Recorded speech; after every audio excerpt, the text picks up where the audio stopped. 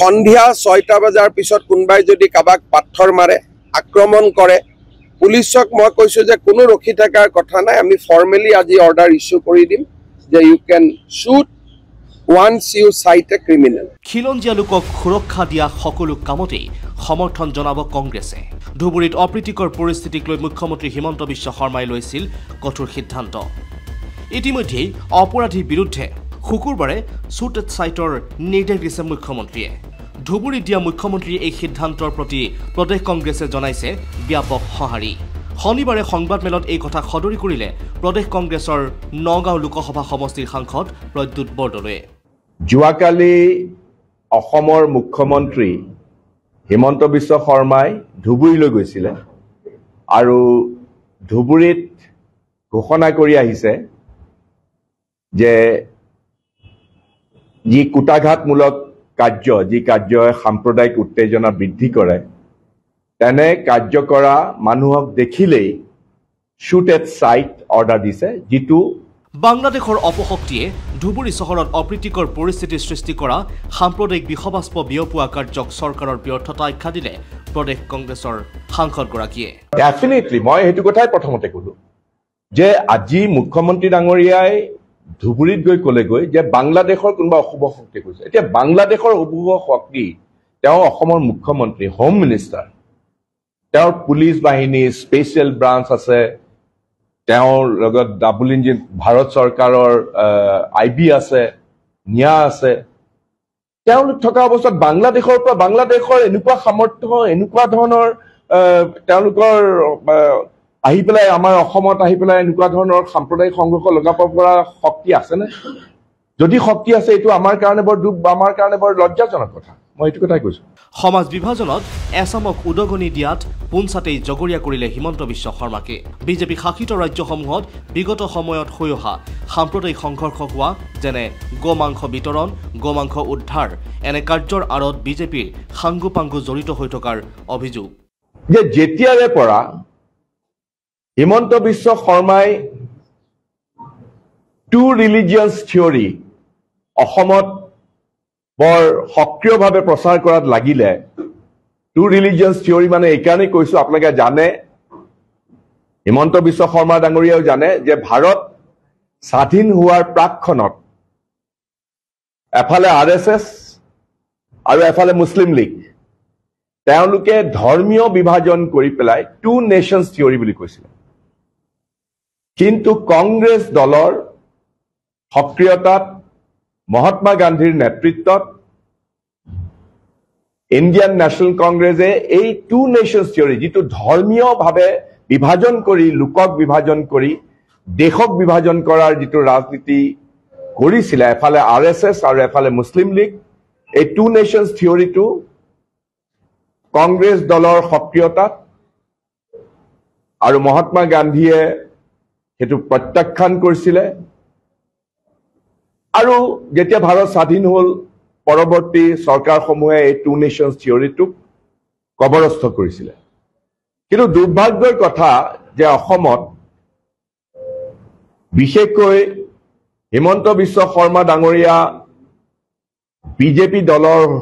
যোগদান কৰি বিজেপি দলৰ মন্ত্ৰী হোৱাৰ পিছৰে পৰা তেওঁ সক্ৰিয়ভাৱে এতিয়া টু নেশ্যনছ থিয়ৰী নহয় টু ৰিলিজিয়নছ থিয়ৰী হিচাপে তেওঁ এনেকুৱা ধৰণৰ সাম্প্ৰদায়িক বিচাৰ বিবেচনা কৰি পেলাই আমাৰ সমাজখনক বিভাজন কৰাৰ যিটো ৰাজনীতি কৰি আহিছে এই ৰাজনীতিয়ে স্বাভাৱিকতে এছামক সদায় উদগনি জনাইছে এনেকুৱা ধৰণৰ কাম কাজ কৰিবৰ কাৰণে আৰু অতীতত ভালেমান এনেকুৱা ধৰণৰ ঘটনা হৈছে যেতিয়া দুৰ্গা পূজা আহে অসমত কিছুমান স্পৰ্শকাতৰ বৰ সংবেদনশীল ঠাই আছে যেতিয়া দুৰ্গা পূজাৰ সময় হয় যেতিয়া ঈদৰ সময় হয় কৰবাত নহয় কৰবাত গো মাংস বিতৰণ কৰা কৰবাত বেলেগ বেলেগ ধৰণৰ কাম কাজ কৰি পেলাই যাতে এনেকুৱা ধৰণৰ সাম্প্ৰদায়িক উত্তেজনা যাতে বৃদ্ধি হয় যাতে সাম্প্ৰদায়িক সংঘৰ্ষ যাতে লাগে সেইটোৰ কাৰণে এছাম শক্তিয়ে আৰু অতীতত এনেকুৱা কিছুমান ঘটনা হৈছে য'তে বিজেপি চৰকাৰ আছে ডাবল ইঞ্জিন চৰকাৰ আছে ভালেমান প্ৰদেশত ইউপিতে হওক বিহাৰতে হওক আনকি হাৰিয়ানাতে হওক অসমতো পুলিচৰ কেতিয়াবা তৎপৰতাত এনেকুৱা ব্যক্তি ধৰা পৰিছে আৰু ধৰা পৰাত এনেকুৱা ওলাইছে যে আচলতে মানুহ যিবিলাকে এইবিলাক কাম কৰে সেইবিলাকে বিজেপি দলৰে সাংগু পাংগু তেওঁলোকৰ যিটো বেলেগ বেলেগ ধৰণৰ তেওঁলোকৰ ব্ৰাঞ্চ আছে সেই ব্ৰাঞ্চৰ কিছুমান মানুহ তাৰ লগত জড়িত হোৱাৰ ভালেমান প্ৰমাণ যোৱা বছৰ কেইটাত পোৱা গৈছে ইপিনে সত্ৰৰ মাটি দখল বা অসমীয়াৰ পৰিচয়সমূহক দখলমুক্ত কৰাৰ বাবে বিজেপি কংগ্ৰেছে সদায় সঁহাৰি জনাব বুলি কোৱাৰ লগতে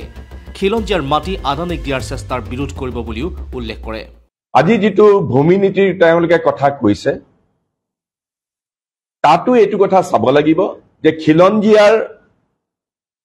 খিলঞ্জীয়াসকলক ৰক্ষণাবেক্ষণ দিবৰ কাৰণে সেই তাহানিতে কংগ্ৰেছৰ দিনতে যিবিলাক ট্ৰাইবেল বেল্ট কৰা হৈছিলে যিবিলাক 6 শিডিউল দিয়া হৈছিলে কংগ্ৰেছৰ শাসনকালতে আমাৰ অসমত তাত থকা যিসকল খিলঞ্জীয়া লোক আছে তেওঁলোককো ৰক্ষণাবেক্ষণ দিব লাগিব তেওঁলোকক এফালে ৰক্ষণাবেক্ষণৰ দিয়াৰ কথা কোৱা হৈছে কিন্তু আনফালে আকৌ আদানীৰ নিচিনা আমাৰ বিজেপি দলৰ অতি হৃদয়ৰে নহয় অৰ্থনৈতিকভাৱেও পেটৰ হৃদয়ৰ সবৰে অতি ওচৰৰ সম্পৰ্ক থকা আদানী গ্ৰুপক যি ধৰণেৰে আমাৰ খিলঞ্জীয়া মানুহবিলাকক উচ্ছেদ কৰি পেলাই যি ধৰণে গতাই দিয়াৰ চেষ্টা কৰিছে